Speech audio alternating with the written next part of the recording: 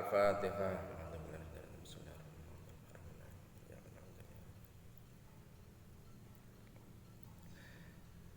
Saya akan membacakan kitab Safinatun Najah karangan Syekh Salim bin Samir Al-Khadrami. Safinatun Najah yang berarti perahu yang menyelamatkan.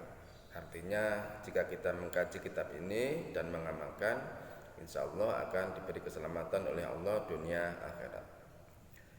Bismillahirrahmanirrahim. Bismillah dengan menyebut nama Allah Ar-Rahman yang maha pengasih, Ar-Rahim yang maha penyayang. Kiai Musannaf mengamali karangannya dengan bacaan basmalah. Ini ada beberapa alasan.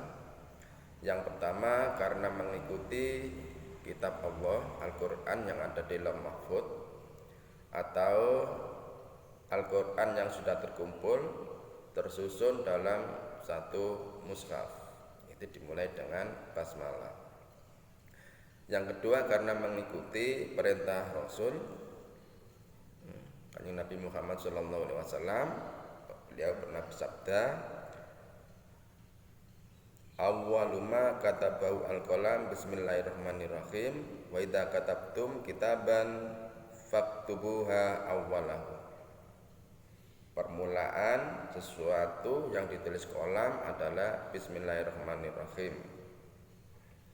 Ketika kamu menulis sebuah kitab, maka awalilah dengan basmalah. Maka tulislah basmalah di permulaan. Basmalah itu merupakan pintu setiap kitab yang diturunkan oleh Allah. Ketika malaikat Jibril turun kepadaku, kata Nabi, dengan membawa basmalah, malaikat Jibril mengulangi sampai 3 kali.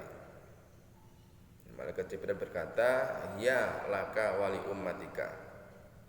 Basmalah itu untukmu, milikmu dan milik umatmu.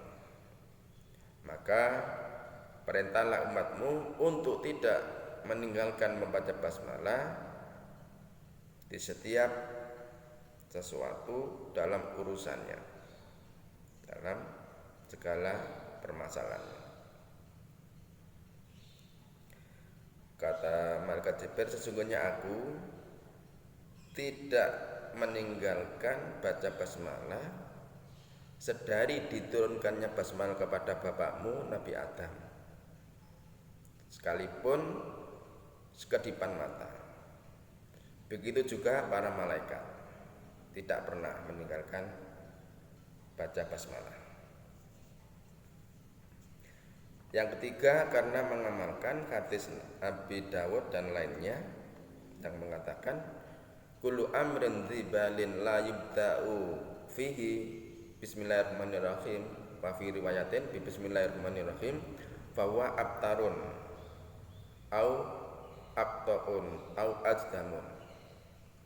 Setiap sesuatu perkara yang baik yang tidak dimulai dengan bacaan basmalah, maka seperti hewan yang putus ekornya. Abtar ini hewan yang putus ekornya. Atau akto, orang yang putus kedua tangannya atau salah satunya. Atau ajdam, orang yang sakit juda, orang yang putus tangannya, putus jari jemarinya. Ini ajdam.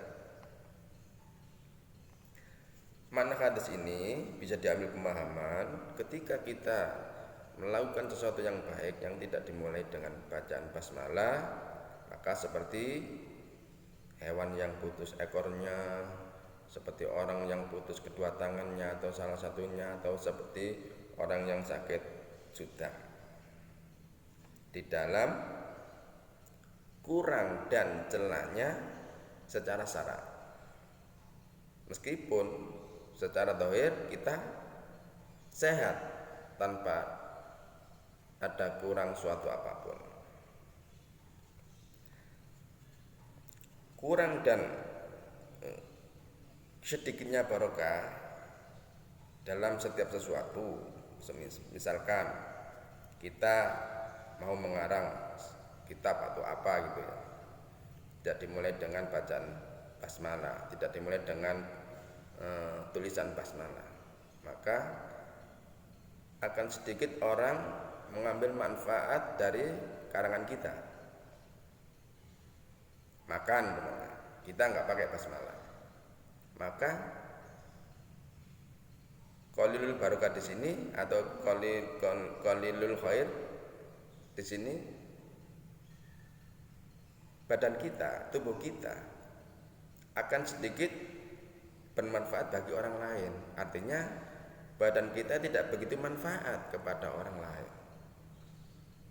Itu kalau kita makanya suka nggak pakai basmalah. Membaca Al-Quran tanpa basmalah langsung baca, itu akan sedikit sekali orang yang membacanya mengambil manfaat dari apa yang dibaca. Artinya dia hanya sekedar membaca tanpa memanfaatkan apa yang dia baca, isi yang dia baca. Akan tetapi basmalah itu tidak dianjurkan dalam hal-hal yang kotor, jijik. Misalkan kita mau membersihkan kotoran, wong Jawa nggih desa tletongi sapi, nggak pakai basmalah langsung aja dibersihkan. Itu hal-hal yang kotor, jijik. Atau kita mau dzikir subhanallah, langsung saja nggak pakai bismillah, langsung subhanallah, la ilaha illallah, langsung la ilaha illallah, nggak pakai bismillahirrahmanirrahim, la ilaha illallah, enggak, langsung. Baca basmalah haram hukumnya ketika kita baca surat Baroah atau surat Tobat, itu diharamkan baca basmalah. Basmalah ini ada beberapa perbedaan pendapat, apakah itu ayat Fatihah atau tidak. Ada beberapa perbedaan. Menurut Imam Malik berpendapat bahwasanya basmalah itu bukan ayat Fatihah dan bukan ayat di setiap surat. Tapi beliaunya sepakat kalau Fatihah 7 ayat. Perhitungannya siratal ladzina an'amta 'alaihim 1 ayat, ghairil maghdubi 'alaihim waladdallin 1 ayat. Berbeda dengan Imam Syafi'i, basmalah adalah ayat dari Fatihah dan bukan dari setiap surat. Bukan dari setiap surat. Jadi penghitungannya siratal ladzina an'amta 'alaihim ghairil maghdubi 'alaihim waladdallin 1 ayat. Jadi komplit 7. Berbeda dengan Imam Mubarak, Imam Abdullah bin Mubarak yang mengatakan bahwasanya basmalah itu merupakan salah satu ayat dari setiap surat. Ini Abdullah bin Mubarak. Sedangkan basmalah dalam surat An-Naml, innahu min Sulaiman wa innahu bismillahirrahmanirrahim, itu tidak ada perbedaan dari para ulama. Semua mengatakan bahwasanya itu adalah ayat dari surat An-Naml. Jadi baca basmalah di sini, hukum baca basmalah itu ada 5. Yang pertama disunahkan, seperti hadis yang saya sebutkan tadi ya, setiap perkara yang baik kita disunahkan baca basmalah. Yang kedua haram ya. Diharamkan ini dalam hal-hal yang diharamkan zatnya, seperti minum khamar. Kita nggak boleh baca basmalah, haram. Khamrnya itu haram, baca basmalahnya juga haram. Yang ketiga makruh, pada hal-hal yang dimakruhkan lidzatihi, makruh zatnya, seperti melihat kemaluan istri, ini boleh tapi dimakruhkan. Akan tetapi jika keharamannya itu baru datang, kemakruhannya itu baru datang, maka tidak haram. Seperti kita wudhu dengan air yang menggasak, kita tetap disunahkan baca basmalah. Haramnya tadi kan karena perkara yang baru datang, air gasak.